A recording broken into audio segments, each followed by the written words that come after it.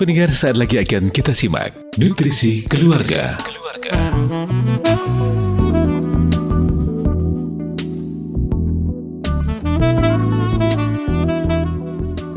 Bismillahirrahmanirrahim. Assalamualaikum warahmatullahi wabarakatuh. Radio kesayangan Anda Persera FM, pelan pas kita dan keluarga, siarkan kebenaran, tebarkan kasih sayang. Dan pendengar dimanapun Anda berada, kita bersua kembali pendengar kali ini di program Nutrisi Keluarga Persera FM, edisi Sabtu 20 Rabiul Akhir 1445 Hijriah atau bertepatan dengan 4 November 2023. Bersama saya Fiana Syifa dan juga tentunya narasumber kita yang luar biasa sudah hadir di studio Radio Persera FM. Ada Ibu Rini Ekawati SAG yang merupakan guru PAI di SLB YRTRW. Nah, di kesempatan kali ini pendengar kita akan membahas ya terkait dengan bagaimana ini anak-anak di SLB begitu ya membaca permulaan huruf hijaiyah pada siswa tunarungu di SLB YRTRW. Nah, nanti kita akan bahas bersama dengan Ibu Rini untuk Anda pendengar yang ingin bergabung ya, karena kita juga live streaming YouTube dan juga Facebook di 102,2 Persera FM. Anda bisa bergabung via telepon di 0271638123, SMS dan WhatsApp di 081393809000, dan tentunya juga via live streaming ya, bisa di kolom komentar YouTube ataupun juga Facebook. Baik, dan langsung saja kita sapa narasumber kita. Ada Ibu Rini. Assalamualaikum warahmatullahi wabarakatuh, Ibu. Waalaikumsalam warahmatullahi wabarakatuh. Iya, Ibu Rini, bagaimana kabarnya? Alhamdulillah sehat sampai saat ini. Begitu juga Mbak, sehat? Iya, alhamdulillah sehat ya, dan alhamdulillah juga diberikan kesempatan tentunya oleh Allah Subhanahu wa taala ya, Ibu. Iya. Di kesempatan kali ini kita bisa bersua begitu, iya, tentunya dengan pendengar juga begitu ya, Ibu ya. Nah, kita akan berbincang terkait mengenalkan ini ya, Bu, huruf hijaiyah ke anak SLB begitu ya, di SLB RTRW. Baik, dan kalau untuk pengenalan huruf hijaiyah, Ibu, nah ini udah dimulai sejak anak usia berapa nih, Bu? Iya, baik, sebelumnya saya ucapkan terima kasih ya, diberikan kesempatan lagi di sini untuk kita saling bisa berbagi ilmu sharing ya, khususnya untuk anak-anak yang mengalami gangguan pendengaran pada SLB kita, SLB YRTRW, satu-satunya SLB milik MTAJ. Nah begini, jadi untuk SLB untuk anak-anak yang mengalami gangguan pendengaran itu, untuk pengenalan hijaiyah ya, itu di tempat kita mulai kelas 1. Nah, karena di SLB itu kan usia itu kan kadang ada yang masuk melebihi dengan umum ya. Tapi untuk saat ini memang sudah sesuai dengan usianya di kelas 1, bahkan masih ada yang kecil juga. Nah, itu jadi semua untuk kegiatan keagamaan kita mulai kelas 1 begitu, Mbak. Kalau untuk yang TK memang belum. Karena untuk apa itu duduk anteng itu kan masih sulit. Nah, maka untuk pendidikan agama dimulai kelas 1 gitu nggih. Dimulai dari kelas 1 dan kalau untuk huruf hijaiyah ini ya maksudnya di agama Islam atau BTQ? Jadi begini, untuk pembelajaran hijaiyah ini sebetulnya kan mestinya kan ada waktu khusus.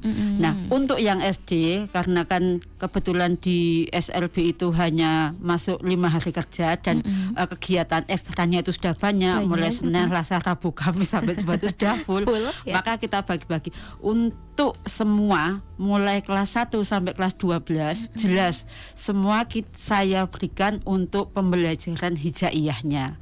Karena jangan bayangkan ketika sudah SMA dia sudah hafal hijaiyah, kebetulan masih ada juga yang belum bisa begitu. Jadi sistemnya begini, untuk SD pada waktu KBM, maka ketika saya memberikan materi agama, kemudian anak-anak mencatat, maka yang lain mencatat, maka akan satu-satu akan saya semak. untuk belajar hijaiyahnya begitu. Kalau untuk waktu khusus untuk yang SD, untuk saat ini belum ada, tetapi untuk yang SMP SMA sudah ada. Semua kembali karena apa?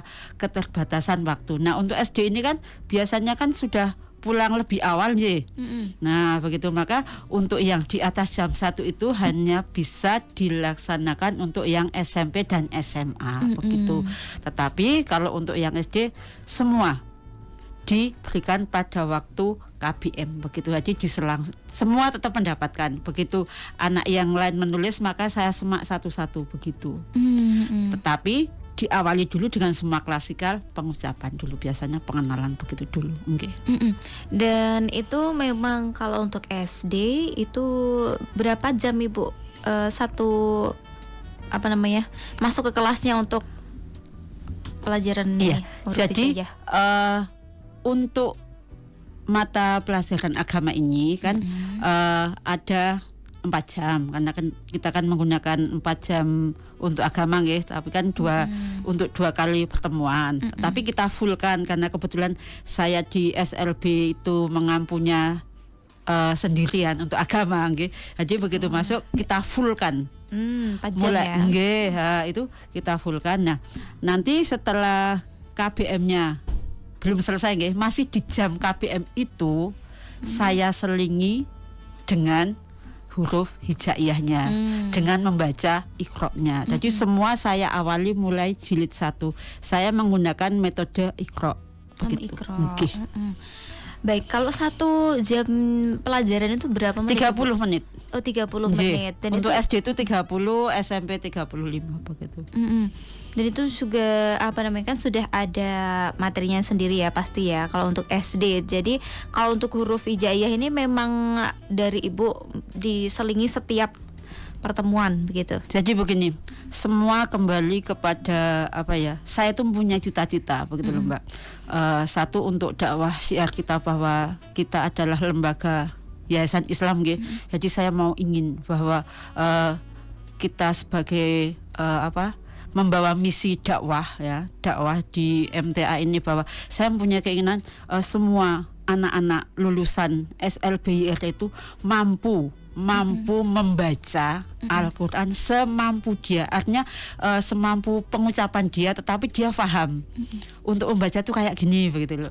Nah, itu adalah cita-cita saya dulu, makanya mulai sebetulnya dulu sudah ada nih Mbak, tetapi karena ada pandemi itu loh, itu kan sempat macet gitu. Nah, mulai efektif saya lakukan kembali setiap hari, ini setiap hari saya lakukan, itu setiap KBM pasti anak-anak akan membaca. Artinya begini, entah itu SD, SMP, SMA semua akan membaca. Kenapa saya mengambil waktu di pas jam KBM? Karena dengan di waktu KBM itu otomatis anak-anak mau tidak mau kan pasti mau membaca begitu. Tetapi kalau yang SD ini saya khususkan waktu di luar KBM, pasti nanti ada saja alasannya, capek atau bagaimana begitu. Makanya ini disiasati sehingga anak-anak itu semua bisa mengikuti begitu, dan alhamdulillahnya itu anak-anak mau begitu. Alhamdulillah. Baik, salah satu caranya begitu ya Okay. Ibu ya, agar anak juga tetap mau belajar juga begitu, dan tentunya walaupun memang ada namanya kita belajar kan pasti ada unsur sedikit terpaksa ya, tapi kan memang begitu caranya memang ya. wajib dipaksa Mbak. Gitu. Iya betul. Nah, kemudian kalau untuk anak-anak yang berarti mulai kelas 1 nih Ibu ya. Mulai kelas 1. Nah, itu awal-awal itu dikenalkan dulu ini terkait mungkin gambarnya dulu seperti itu ya. Jadi sebetulnya untuk anak-anak yang mengalami gangguan pendengaran, dia kan hanya kesulitan untuk pengucapan. Beda dengan anak-anak yang mengalami gangguan penglihatan, sehingga dia harus divisualkan dengan sesuatu benda bahwa alif itu bentuknya kayak gini, batu. Tetapi karena anak-anak itu dia bisa melihat, maka saya akan lebih fokus pada pengucapannya. Jadi ketika mengucapkan alif atau a itu kan dia bisa melihat mulut saya nyun sewu kita kan mesti lip reading ya. Kemudian kita visualkan dengan menuliskan. Begitu. Biasanya begitu anak-anak kok bisa begitu. Nah, nanti dia mengucapkan mengikuti bisa dan alhamdulillahnya itu gini Mbak. Gusti Allah memang maha hebat nggih. Artinya begini, ketika anak-anak itu nyun sewu untuk akademiknya dia kurang, ternyata di ini dia tuh malah mampu dan bisa. Itu luar biasanya tuh begitu. Saya juga kaget loh. Ini ketika secara akademik dia sulit nggih, tetapi ketika di ini pelajari hijaiyahnya itu malah cepat gitu ya Bu ya. Saya tuh ya Allah. Tetapi ya memang ada ya 1-2 anak yang memang dia mengalami kesulitan untuk mengingat karena kan anak-anak ini kan ada yang ganda juga begitu sehingga dia mungkin agak lebih susah untuk mengingat-ingatnya. Ya salah satu cara supaya dia tetap semangat ya dengan diulang dan diulang itu tadi begitu. Ngapunten Ibu, kalau untuk yang ganda itu yang bagaimana Ibu? Maksudnya dia ganda dengan lambat belajarnya. Sebetulnya kalau anak-anak ini hanya murni satu mengalami gangguan pendengaran, itu lebih enak kita mengajarnya. Jadi dia tuh lebih cepat nyantolnya. Tetapi ketika anak-anaknya mengalami gangguan dengan nyuwun sewu ada autis, kemudian ganda dengan C, yaitu itu jenis anak-anak yang mengalami keterbelakangan dalam belajarnya itu akan lebih sulit begitu. Dia akan daya kemampuan untuk mengingatnya itu akan lebih lambat dibandingkan dengan anak-anak yang betul-betul hanya mengalami gangguan pendengaran begitu. Enak kok Mbak sebetulnya untuk anak-anak B ini yo, kalau dia hanya betul-betul gangguannya itu hanya gangguan pendengaran. Dia akan lebih mudah, insya Allah lebih mudah. Secara visual sudah melihat kan, sudah tahu, sudah mengerti, tinggal berarti kendalanya ada di pengucapannya aja Bu. Iya, pengucapan begitu. Kalau untuk proses mengingat hafalannya itu berarti sama ya dengan anak-anak yang. Jadi begini, memang ya ada ya 1-2 anak itu yang cepat sekali dia bisa, tapi ada juga yang lambat. Nah, ini biasanya untuk mengingat itu saya menggunakan tambahan dengan ini Mbak, abjad jarinya begitu. Iya, untuk mengingat misalnya dia kok lupa ba, maka akan saya bantu dengan saya menggunakan jari ini untuk membantu mengingat dia begitu. Karena kenapa saya menggunakan ini abjad jari, itu kan sesuai dengan kita kalau membaca dengan bahasa Indonesia gitu. Misalnya ba itu kan dilambangkan begini. Nah, ini kan apa ini? Dengan bunyi berarti itu ba. Sama misalnya, ya Bu ya. Ya, misalnya kan T itu kan begini. Masa kan begini. Ta. Kemudian misalnya jim, ja, ingat begitu. Insya Allah lebih mudah begitu. Jadi saya memang selama ini tidak menggunakan benda untuk kalau ba itu dilambangkan dengan ini begitu, maksudnya dengan benda ini saya memang tidak begitu. Kenapa? Saya kok merasa dengan menggunakan benda itu malah akan menambah beban anak untuk mengingatnya begitu. Tetapi ketika saya menggunakan jari dengan CB ini, itu kan sudah sesuai dengan KBM kita. Istilahnya sudah sesuai dengan misalnya A itu dilambangkan begini, B itu begini, C itu begini, kan itu sudah sinkron begitu. Kalau saya begitu. Iya, salah satu metode yang ini cukup efektif juga ya Bu ya, karena anak-anak kan sudah paham ya untuk kalau misalnya abjad itu sendiri. Kemudian kalau untuk hafalan hijaiyahnya juga disamakan. Jadi anak-anak menghafalnya cukup satu itu aja sudah mengerti begitu ya. Kemudian kita bantu juga misalnya kan untuk menumbuhkan suara itu supaya dia keluar tuh biasanya kita tekan di sini, di leher sebelah sini. Jadi tangan anak itu kita pegang, kita sentuhkan di tempat saya, kemudian tangan dia yang satunya untuk memegang leher dia. Kan gini misalnya nek saya mengatakan belum ada yo, ulangi lagi sampai muncul suaranya. Begitu tekniknya. Jadi kan ada anak dia memang tidak pernah mengucapkan kata-kata gitu loh. Untuk komunikasi dia lebih senang menggunakan bahasa isyaratnya begitu. Nah, ketika dia belajar hijaiyah dengan saya, maka tangan yang satu saya pegang untuk menyentuh saya begini, yang satunya supaya saya pegang, saya sentuhkan di leher dia. Nah, gitu. Oh, ada ini. Nah, kalau dia sudah bisa meraba, saya begini di jempol. Oh, berarti ada. Nah, belum ya saya suruh mengulang itu sampai muncul begitu. Getarannya di leher gitu ya Bu ya, Artinya biar kalau dia bisa merasakan sendiri begitu nah, ya. betul begitu. Artinya kalau oh iya, dia nanti akan paham. Oh iya. Jadi kalau sampai harus keluar suaranya itu sampai harus bergetar begitu di sini gitu biar paham juga anaknya begitu. Karena anak saya kan kok lebih senang gini loh Mbak. Memang ada ya yang menggunakan metode membaca Al-Quran itu menggunakan isyarat. Tetapi kok kalau saya lebih suka mengoptimalkan potensi yang ada pada anak gitu loh. Kita betul-betul mengoptimalkan supaya anak-anak itu mau mengeluarkan suaranya. Kenapa? Ketika misalnya kita sholat kan tidak mungkin toh kita menggunakan bahasa asyari ini untuk mengucapkan bacaan sholat begitu gitu. Ya, istilahnya kan nanti hijaiyah itu kan kembali ke bahasa Arab toh ujungnya kan begitu. Nah, misalnya untuk menghafalkan Al-Fatihah gitu loh.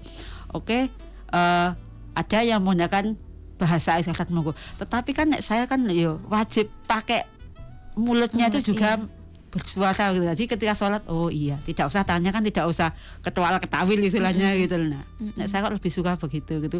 Jadi kita memang agak memaksa supaya anak itu mau muncul mengucapkan hijaiyahnya tadi dengan bagaimana dengan kita pegang tadi begitu.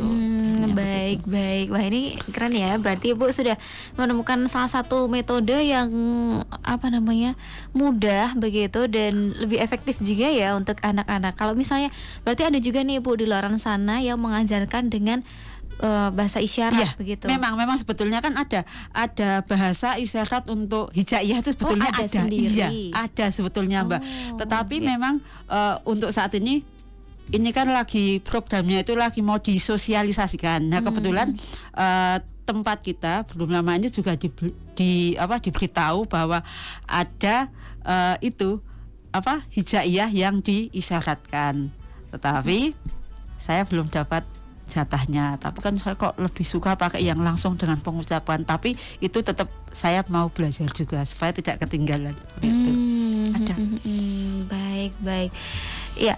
Dan kalau untuk anak-anak nih Ibu, kalau di kelas itu ketika menerima pembelajaran itu ya senang-senang aja atau ada nih yang mungkin agak bosen seperti itu? Kan maksudnya pasti ada ya titik jenuhnya anak-anak belajar, apalagi masih SD seperti itu. Ya, yang namanya anak-anak juga ya Mbak ya. Biasanya itu kan karena tempat saya itu settingannya itu kan saya kan ada ruangan khusus begitu untuk agama itu. Nah, kan ada di tikar begitu ya, ada anak juga yang kelas 1 ya, yang namanya juga anak kelas 1 dan SLB itu ya pelayon Gojek itu ya ada Mbak, satunya di Semak, kemudian yang lain pada Gojek sendiri ada. Tetapi kita siasati Mbak, siasatnya bagaimana? Yang satu kita Semak, maka yang lain kita kasih tugas apa? Untuk menuliskan hijaiyah yang akan dibaca ataupun yang sesudah dibaca. Begitu tekniknya. Kalau dia masih pelayan juga, kita berikan apa? Mewarnai huruf hijaiyahnya begitu. Iya. Begitu. Disiasati supaya anak itu bisa kembali fokus lagi. Ngoten. Dan itu setiap pertemuan ya Ibu ya, pasti ada sesi belajar selalu mengenal huruf hijaiyah. Nah, itu biasanya di awal atau di akhir materi Ibu? Biasanya di akhir. Iya, kita KBM dulu. Kalau untuk yang SD itu, yang SD semua KBM dulu. Setelah KBM, nah kan anak-anak kalau menulis Latin itu kan lama gitu. Nah, itu sebagian itu menulis materinya, yang satu kita semak begitu. Jadinya kan waktunya juga efektif Mbak. Ketika dia sudah mencatatnya selesai, maka kita semak satu-satu begitu. Yang lain belum selesai, yang satu kita semak begitu. Kalau sudah selesai menyemak, ayo ditulis apa yang sudah dibaca tadi begitu. Ya, kemudian kalau ketika melaksanakan metode tersebut ya Ibu ya di pembelajaran. Nah, kalau untuk Ibu sendiri ini adakah misalnya jadwalnya begitu, hari ini belajarnya hurufnya ini atau ya sudah mengalir saja begitu sepemahamannya anak gitu Bu? Ya, jadi kebetulan kalau saya, ya bukan kebetulan ya, ini memang sistemnya saya. Jadi anak-anak itu kan membaca. Membaca Iqra setiap kali pas jadwalnya dia agama begitu. Nah, ini kita kenalkan, ya sudah. Misalnya saat ini kok dia pas awal ya, misalnya pas pertemuan pertama kok dia bisa membaca sampai 3 halaman batasa, ya sudah kita kasihkan itu begitu loh. Dia mampu mengucapkan, kemudian kita kasih contoh, ini penulisannya seperti ini. Jadi selalu saya akan contohkan supaya apa?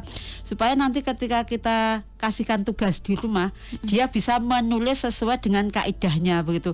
Jadi tidak hanya waton dadi begitu kan, enggak, tapi penulisannya misalnya ini mulai sebelah kanan, enggak boleh sebelah ini. Kemudian bentuknya betul, tapi penulisannya itu kadang sok lucu Mbak kalau nggak dikasih tahu. Nah itu, jadi membaca. Setelah ini kok misalnya sampai batasa dia bisa, besoknya kita lanjut. Tetapi kalau misalnya belum, ya kita ulang lagi. Tetapi ada anak juga yang maunya tuh tambah saja gitu, itu juga ada. Lah ini yang bikin saya pusing kayak gitu. Sebetulnya dia belum begitu paham, tetapi lah kita kan takutnya nanti kalau down itu loh, mutung malah itu. Ya sudah, pelan-pelan. Nah nanti akan diulang lagi tapi tambah ya 1 lah begitu itu. Kan takutnya nanti kok nggak naik tuh teman-teman naik gitu lah. Itu. Iya, ini salah satu cara juga menjaga semangat anak ya Ibu ya. Karena dia udah semangat banget, tapi ketika kayak langsung dipenggak udah sampai sini dulu karena saya belum paham, pasti kan langsung kecewa, terus jadi malah impactnya nanti jadi nggak semangat lagi buat belajar ke depannya begitu ya. Ya, baik. Ibu, nanti kita lanjut lagi Ibu di segmen berikutnya. Kita jeda terlebih dahulu. Silakan untuk Anda pendengar yang ingin bergabung bersama kami bisa via telepon, SMS ataupun WhatsApp, ataupun juga di kolom komentar YouTube ataupun juga Facebook. Kita jeda terlebih dahulu pendengar, tetap bersama kami di Nutrisi Keluarga Persada FM. Saudaraku pendengar Persada FM dimanapun Anda berada, kita kembali di program Nutrisi Keluarga Persada FM. Saat ini di pukul 10:38 pendengar, kita akan lanjutkan perbincangan kita bersama dengan Ibu Rini Ekawati SAG yang merupakan guru PAI SLB YRTRW. Nah, kita tadi sudah bahas ya Ibu ya terkait dengan pengenalan huruf hijaiyah yang kalau di kelas bawah itu sudah dimulai sejak SD kelas 1. Nah, itu sudah dikenalkan juga, kemudian juga disampaikan juga bagaimana anak-anak ini proses belajarnya begitu ya Ibu ya, kalau anak-anak di kelas bawah begitu SD. Kemudian kalau untuk SD ini rata-rata alhamdulillah anak-anaknya juga semangat ya Ibu ya. Jadi alhamdulillahnya begini Mbak, di SLB kita itu anak-anaknya tuh semua alhamdulillah mau membaca. Karena kan temannya yang satu baca, otomatis yang lain yo gantian mau membaca begitu. Ya itu tadi, makanya kan kalau misalnya saya kok mengambil waktu istilahnya tambahan di luar KBM, kemungkinan kalau untuk yang SD ini kan pada malas, mesti jawabannya mesti capek begitu tadi. Makanya kita siasati dengan jam pas waktu KBM tapi yang di akhir begitu. Makanya semua bisa mengikuti dan semua mau membaca dan mau gantian juga. Bahkan anak-anak itu lebih semangat kok, misalnya ada yang ya memang ada ya yang agak malas tuh yang namanya anak kan ya macam-macam ya, anak umum masih juga kayak gitu. Bagi anak-anak yang memang dia semangat untuk belajar hijaiyahnya tuh menyenangkan sekali Mbak. Jadi ketika dia di belajar agama secara pengetahuannya itu dia masih agak sulit. Nah ketika sudah masuk sesi yang hijaiyahnya ini dia malah lebih suka. Dia pasti akan Bu saya baca dulu begitu. Nah setelah selesai baca ini ditulis Bu, iya saya bilang begitu. Jadi banyak yang kayak gitu. Tapi kalau ada juga anak yang memang kemampuannya agak di bawah, yaitu yang penting nek saya kan gini, yang penting anak itu mau, sudah mau saja dulu itu sudah modal menurut saya loh, Ya, itu betul. sudah modal yang amat besar sekali. Saya tuntun dia untuk membaca, kemudian saya betulkan untuk penulisannya begitu. Nanti kan semua Allah yang akan membantu. Saya kok begitu itu. Iya, pernah mengalami anak tantrum nggak Ibu ketika belajar huruf hijaya? Oh, itu Mbak. Saat ini ada di SD kelas 1. Oh, kelas 1. Oh iya. Nah, jadi ada satu anak di SD kelas 1 itu yang subhanallah suka mengganggu teman-temannya itu ada. Nah itu kita siasati, memang ada satu anak yang saat ini kita memiliki anak satu itu yang suka mengganggu temannya, suka Hiperaktif gitu ya iya, anaknya. betul. Jadi ketika teman-temannya itu sedang belajar, dia pasti ada saja tangannya ini mesti gatel kalau nggak jawili konconnya gitu. Lumayan kalau hanya jawil Mbak, nutuk, ngeplak, kemudian ngambil benda-benda di lempar tanah itu, tapi ada siasatnya juga supaya dia bisa duduk tenang. Jadi Bagaimana Ibu? nih, jadi kita berikan dia suka mewarnai. Oh, Ya, sukanya begitu. dia apa gitu ya Bu ya? Oke, jadi kita akan selalu menyediakan kertas yang untuk dia warnai. Nah itu udah kita kasihkan tugas itu, dia nanti sudah anteng begitu. Tapi ya itu tadi tetap betul-betul kita awasi. Ada satu anak emang yang kayak gitu. Gitu. Insya Allah. Itulah SLV. Gitu. Dan dia kalau untuk membaca mau juga enggak mau. Jadi Masih, ya apa namanya? Ya gimana ya Bu ya? Maksudnya ketika memang sudah saatnya dia belajar membaca ya tetap membaca. Tapi kalau misalnya nggak ada aktivitas ya dia sesukanya dia gitu ya. Masya Allah, satu ini betul-betul ekstra sekali untuk penjagaannya. Tidak boleh, kita tidak bisa meleng istilahnya begitu. Kenapa? Dia pasti akan melakukan sesuatu yang apa ya? Ya itu tadi, entah mukul-mukul, entah apa, pokoknya yang dengan temannya itu mesti jahili gitu loh. Yang bikin temannya itu nangis, maka ya kita pisahkan. Biasanya duduknya kita buat supaya dia tidak bisa keluar gitu. Kita jepit istilahnya bagaimana supaya dia itu tidak bisa jalan-jalan begitu. Kemudian kita kasihkan tugas begitu. Nah nanti ketika dia sudah saatnya untuk kita ajari, dia mau kok anaknya. Nah itu baiknya itu di situ, dia tetap mau begitu loh. Alhamdulillahnya di situ begitu. Baik, dan kalau untuk waktu 4 jam ya, maksudnya ketika awal materi kemudian praktik ini ya memang cukup ya Bia, karena satu kelas kan maksudnya siswanya nggak terlalu banyak, jadi bisa efektif, maksudnya selesai semua untuk Selesai. anak-anaknya. Alhamdulillah kalau untuk yang SD tetap selesai. Nah kebetulan kalau untuk yang SMP SMA misalnya kok tidak selesai, kan nanti kita tambah di belakang. Nanti setelah sholat duhur kamu kesini ya, anak-anak alhamdulillah mau begitu. Jadi kalau selesai sholat duhur itu memang sudah selesai atau ada Setelah jeda? selesai, setelah sholat duhur kan nanti anak-anak kan kembali ke kelas. Nah setelah di kelasnya itu selesai KBM-nya, maka anak-anak akan kembali ke tempat saya kan di bawah. Nah anak-anak nanti akan kembali ke bawah ke ruangan saya, dan alhamdulillahnya anak-anak mau kok Mbak. Itu iya. Untuk yang SMP SMA itu tidak usah kita paksa. Kita tinggal bilang saja, ini kan belum selesai. Nanti setelah sholat kamu kembali lagi sini. Iya, alhamdulillah mau. Dan semuanya mau Ibu? Alhamdulillah mau. Tertib ya berarti ya, Alhamdulillah. dari SMP sampai SMP SMA, SMA semuanya seperti itu. Nggih, SMP SMA begitu. Ngoten. Dan itu kalau jam tambahannya itu berarti berapa menit Ibu? Nah, kalau untuk tambahan ini kan gini, anak-anak itu kan ada yang gojek ya, sambil menunggu jemputan. Biasanya saya akan saya siasati begini. Ini biasanya dijemput awal siapa ya? Nah itu yang kita semak lebih awal, kita dahulukan dulu. Begitu. Nanti kan masih ada yang dijemputnya itu sampai jam 3, jam 4 begitu. Nah itu nanti belakang. Atau anak-anak yang di asrama, dia akan lebih tahu. Oh ya, saya nanti belakang sudah tahu begitu itu. Okay. Baik, berarti ya sekitar kalau selesai KBM jam berapa Ibu?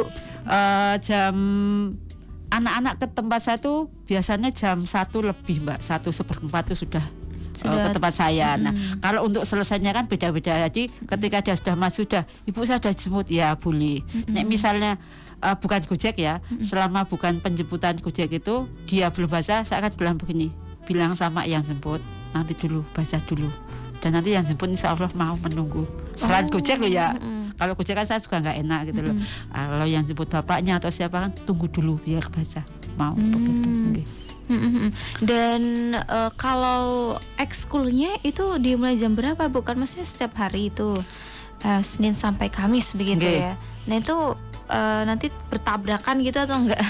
Jadi Jamnya. begini, kalau untuk yang mengikuti kegiatan itu kan tidak semua Mbak. Misalnya untuk kegiatan pantomim sama menari itu kan hanya untuk laki-laki.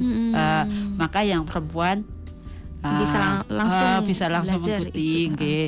Atau anak-anak yang mengikuti kegiatan itu tetapi belum datang yang melatih, maka akan saya dahulukan dulu. Ya kamu baca dulu, anak-anak mau begitu itu. Jadi kan jika saya itu kan fleksibel gitu loh. Saya akan mengambil waktu ketika anak-anak itu tidak tempuk dengan jadwal kegiatan dia gitu. Misalnya ini nanti ada pramuka, ya tidak usah. Atau anak-anak misalnya saya ada kegiatan diganti besok. Saya akan fleksibel saja, yang penting anak-anak nyaman, saya bisa, anak-anak mau, udah begitu aja. Baik. Karena kan sudah gede, sudah SMA, beda dengan yang SD begitu. SD, kalau SD memang harus dikondisikan Nggih. ya. Tapi kalau anak-anak yang SMP, SMA ini alhamdulillahnya sudah ada kesadaran diri ya Nggih. Ibu ya. Nggih. Mereka sudah mengerti memang ya harus belajar. Kemudian merekanya juga enjoy. Jadi ya Saya gas-gas tidak pernah aja. memaksa, tapi alhamdulillah mau gitu loh. Karena kan saya selalu bilang begini, kalau kamu tidak mau belajar di sekolah, kamu nanti ya ketika di rumah mau belajar dengan siapa? Kamu malu tuh ikut TPA, saya kan bilang gitu. Iya. Nah makanya manfaatkan waktu mumpung kamu masih ada di SLB. Saya bilang itu, ibu hanya membantu. Saya bilang, oh iya paham begitu. Dan itu setiap Senin sampai Kamis seperti itu Ibu ya. Ya, kalau kebetulan kalau Selasa kan saya mengampu mendampingi melukis. Yang melukis. Nggih. Jadi ketika saya ada kegiatan ya biasanya Rabu atau Kamis begitu. Nggih. Insya Kalau Allah. Jumat kan jelas waktunya kan mepet gitu Mepet, loh, nggak ya. bisa. Nggih. Jadi memang ketika ada waktu longgar ya itu dimaksimalkan begitu ya Ibu ya. Atau misalnya Senin kok kayaknya nggak ada kegiatan, Ibu aku mau les, ya sudah ayo ke belakang. Jadi kadang anak-anak tuh, ibu mau, ya monggo. Saya begitu. Selama saya tidak ada kegiatan, silahkan, saya kan begitu. Mau anak-anak itu gitu. Dan itu di mana Ibu biasanya? Di ruangan saya kan punya ruangan khusus untuk belajar agamanya lah di situ. Tadi kan tidak mengganggu kelas-kelas gitu loh. Saya punya ruangan khusus untuk saya gitu loh. Begitu. Baik. Jadi ketika ibunya longgar Nggih. dan ada anak-anak yang pingin les gitu ya Bu ya menyebutnya ya. Ya istilah tambahan, ibu belajar bahasa. Biasanya dengan kata-kata baca, ya ayo saya bilang begitu. Baca Bu, ya ayo begitu. Iya. Kemudian kalau dari anak-anak SMP SMA ini kan maksudnya dari mereka sendiri kan sudah ada kesadaran, kemudian ya senang begitu ya Ibu ya. Nah ini adakah tantangan Ibu dari anak-anak yang SMP sama SMA ataupun kesulitan begitu? Jadi sebetulnya memang memang tidak semua. Jadi contohnya ini di kelas 11 itu masih ada 2 anak yang masih jilid 1. Lah ini kendalanya itu apa ya? Yo namanya juga anak muda. Menginjak remaja gitu kan. Jadi istilahnya itu dia itu enjoy belajar dengan saya, tapi kayak ya istilahnya kan dia lebih suka main HP atau bagaimana begitu. Jadi meskipun sudah saya kasih tahu, Bu, kamu fokus begini-gini, paling ya guyu-guyu itu baca itu mau, belajar mau. Tapi ya itu tadi, dia itu semangatnya kemudian di rumah itu nggak mau mengulang lagi gitu loh. Lah, padahal kalau yang anak-anak perempuan saya bilang nanti di rumah ya dibaca lagi dengan bapak atau ibu, besok tambah ini, ya mau. Lah ini tuh saya kendalanya masih ada 2 anaknya masih jilid 1. Bayangan SMA loh Mbak. Walah, padahal sebenarnya dapatnya udah dari SD loh ya Bu ya. Iya, mengulang. Sebetulnya dulu itu dia sudah jilid berapa itu, tapi kan ketika tidak ada pandemi itu kan lupa toh Mbak. Lahnya mengulang lagi. Ya Allah, aku sudah. Ya semua kembali kepada kemauan anak dan dukungan orang tua. Iya lah, tapi jangan salah, kalau anak-anak yang perempuan itu kan semangat Mbak. Jadi dia di rumah itu sudah membaca, kemudian tinggal kita menyemangati menambah. Nah, yang paling utama ketika dia sudah mau semangat untuk belajar bahasa Iqra-nya, tidak lupa kita kasihkan tambahan surah-surahnya. Tuh. Jadi kalau itu setiap pertemuan begitu Ibu, kalau misalnya udah ada yang selesai ibaratnya sudah cukup begitu ya, itu ditambahkan dengan hafalan surah-surah seperti itu. Biasanya itu di awal KBM. Oh, di awal KBM. Awal KBM itu saya pasti akan membaca hafalan surah dan bacaan sholat. Itu rutin saya berikan gitu. Karena apa? Ini istilahnya memang saya paksa. Karena kalau tidak dipaksa nanti nggak hafal-hafal begitu loh. Wong sudah dipaksa saja masih ada yang nyuwun sewu ya gak nyantol begitu. Maka setiap awal KBM itu pasti ada hafalan surah dan ini menghafal bacaan sholat begitu. Lah untuk membacanya tadi memang sengaja saya di waktu di akhir KBM begitu. Kalau misalnya waktunya kurang ya tadi di luar KBM begitu. Karena kan ini untuk jam sholat duhurnya maju nggih, jadi kan mepet sekali toh untuk waktu KBM-nya itu pasti ini waktunya kurang, maka ditambah di akhir begitu setelah sholat. Baik, kemudian kalau untuk anak yang SMP ataupun SMA ini kalau yang ini sudah sampai mana nih Ibu yang paling cepat nih anaknya belajarnya? Untuk hijaiyahnya atau hafalannya? Hijaiyahnya. Sudah ada yang jilid 6. Oh, sudah ada yang jilid 6. Iya, artinya itu sudah ada yang jilid 6. Yang paling ya 2 laki-laki ini masih jilid 1. Kalau yang sudah lumayan gitu. Sudah naik. Ini masih ada 2 ini, ya Allah, ini jadi. Ya. Aku sampai ketemu kamu tuh yang semangat, saya sudah bilang begitu, tapi ya semangat kembali kepada anaknya, Mbak. Gitu. Kemudian kalau untuk peran orang tua ini bagaimana nih Ibu sejauh ini ya dalam proses mengenal huruf hijaiyah kemudian menghafalkan ini bagaimana ini? Jadi saya kan selalu ketika ketemu dengan, kan ada wali toh yang terutama untuk yang SD nih kan bisa ketemu dengan wali. Nah saya selalu ketika ketemu saya bilang ini alhamdulillah anaknya begini sudah bagus begini. Oh iya Bu, alhamdulillah gini istilahnya dia juga senang anaknya bisa mau belajar hijaiyah itu, karena kan kadang ada orang tua itu yang tidak sempat gitu loh untuk mengajari anaknya. Jadi ketika ada program ini dia kan senang sekali gitu loh. Tapi memang ada juga orang tua yang sudah menyuruh anaknya juga untuk ikut TPA begitu. Tapi kan kadang di TPA itu kan mungkin tenaganya itu kan nyun sewu, mungkin tidak tahu bagaimana untuk pengucapan atau bagaimana. Yang penting anak sudah mau dulu lah begitu, sudah mau bersosialisasi di lingkungan yang TPA-nya itu tadi kan sudah lumayan Mbak, sudah ada kemauan lah untuk belajarnya begitu. Kemudian saya akan selalu ketika ketemu dengan wali, anaknya ini progresnya bagus begini untuk Mas. Oh iya Bu, alhamdulillah, saya sampaikan begitu. Ketika langsung ketemu face to face dengan wali yang menunggu gitu. Jadi selalu dikoordinasikan terus ya Ibu ya. Insya Allah kalau misalnya kita ketemu itu kita sampaikan dengan orang tua yang ada di situ begitu. Kita sampaikan. Atau kan memang kadang ada orang tua itu yang lewat WA tanya, Bu bagaimana anak saya Pak begitu. Kita berikan informasinya begitu. Baik, kemudian kalau terkait fasilitas nih Bu, dari sekolah pun kan juga ada ya pasti ya. Kemudian dari orang tua ini juga misalnya memang kalau biasanya kan Iqra ya. Iqra itu kan memang dari sekolah.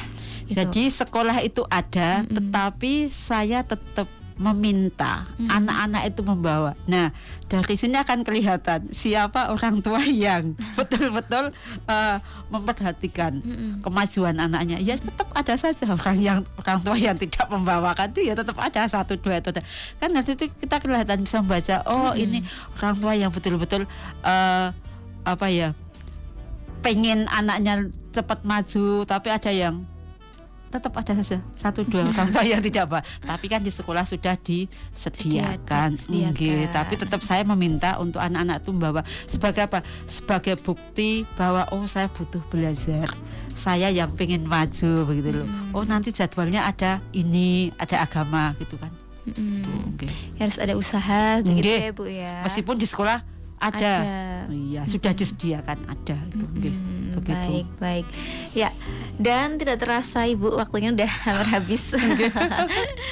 Dan tentunya ini jadi satu ilmu juga ya mungkin untuk orang tua di sana begitu, untuk bagaimana mengajarkan mengenalkan begitu ya proses belajar huruf hijaiyah ini dengan metode yang menarik dan efektif juga tadi ya, yang sebelumnya setelah disampaikan oleh Ibu Rini ini juga bisa diterapkan di rumah begitu ya biar tentunya harapannya juga bisa dilanjutkan apa yang sudah diterima anak-anak di sekolah begitu, nanti di rumah ini tinggal di follow up lagi nih biar anak-anaknya bisa semakin paham lagi begitu ya Ibu ya. Dan terakhir ini Ibu mungkin ada pesan nih untuk para pendengar terkait dengan proses pengenalan atau belajar huruf hijaiyah ini.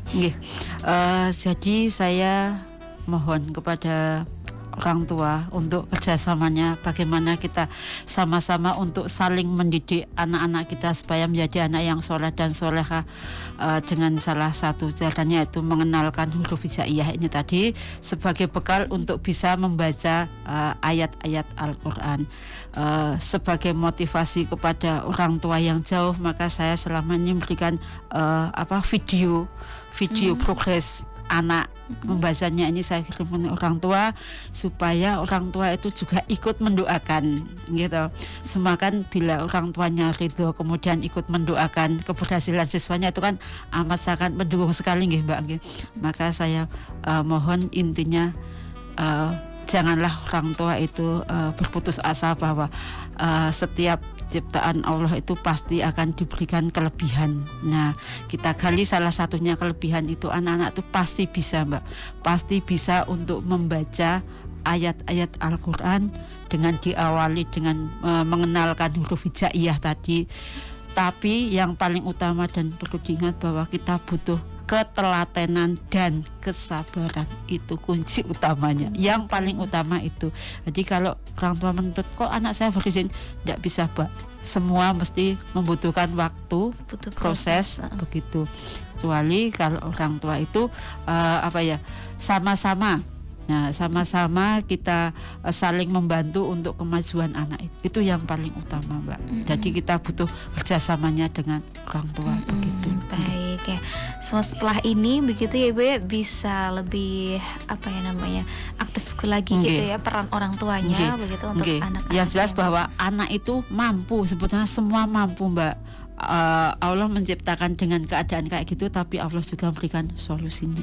Pasti ada solusinya begitu. Baik, terima kasih Ibu Rini, begitu ya, luar biasa sekali begitu ya ilmu yang dibagikan, dan semoga kedepannya juga anak-anak bisa cepat juga ya Ibu ya belajarnya, lancar juga terus pembelajarannya ya Ibu ya, dan tentunya juga semoga sehat selalu ini bisa mengajar anak-anak, diberikan kesehatan, diberikan ketabahan, kesabaran begitu ya Ibu ya. Baik, terima kasih. Assalamualaikum warahmatullahi wabarakatuh. Waalaikumsalam warahmatullahi wabarakatuh. Baik, saudaraku pendengar Persada FM dimanapun Anda berada, sampai di sini pendengar perjumpaan kita di program Nutrisi Keluarga Persada FM bersama dengan Ibu Reni Ekawati SAG yang merupakan guru PAI SLB YRTRW begitu ya, terkait dengan pembelajaran atau membaca permulaan huruf hijaiyah pada siswa tunarungu di SLB YRTRW. Saya Fiana Syfa pamit undur diri pendengar. Sesungguhnya hanya orang-orang yang bersabarlah yang dicukupkan pahala mereka tanpa batas. Saya Fiana pamit. Assalamualaikum warahmatullahi wabarakatuh. Radio Persada FM.